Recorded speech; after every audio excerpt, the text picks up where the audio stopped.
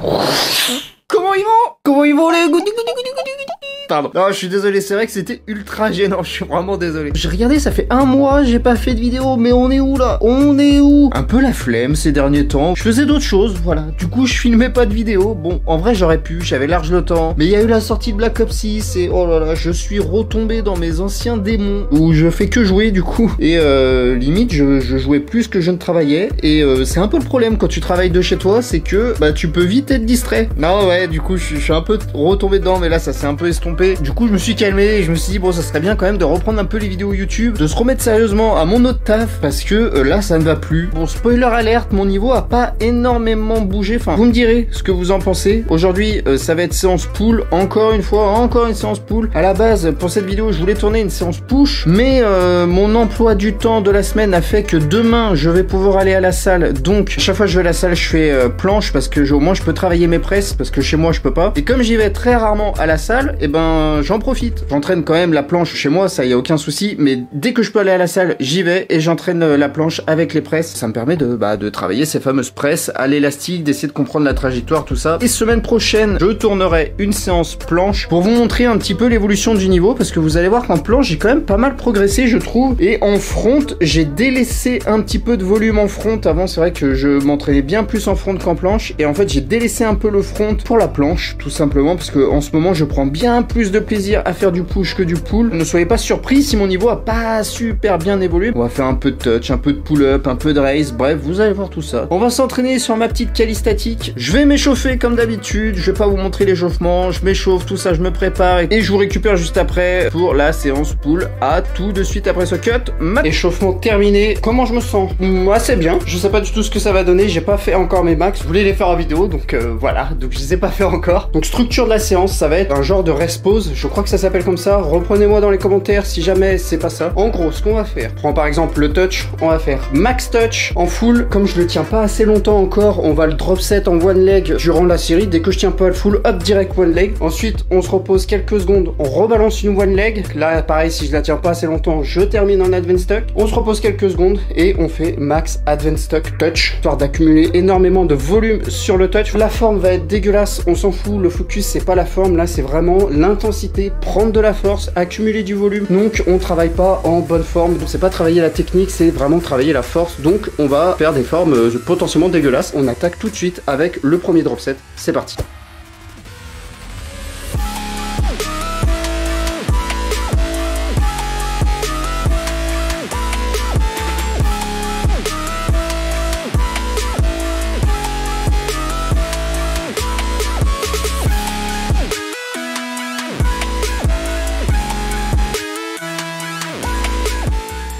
Bon, au niveau de la forme, je sais pas du tout ce que ça a donné. Dans ma tête, c'était pas si mal. La one leg, je crois bien que j'avais la jambe un peu trop haute. Sinon, le reste, je sais pas. Et comme j'ai dit, la forme, c'est pas le focus.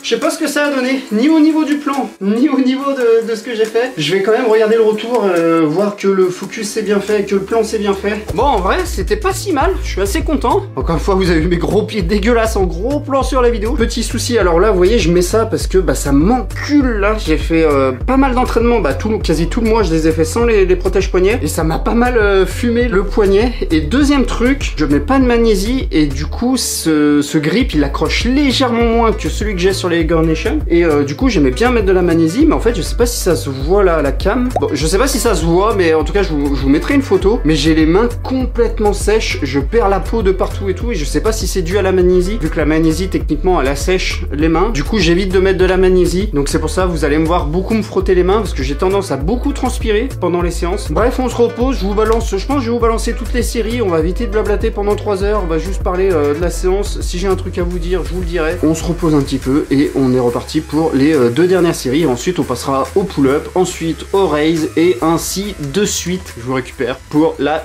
2e série, c'est parti.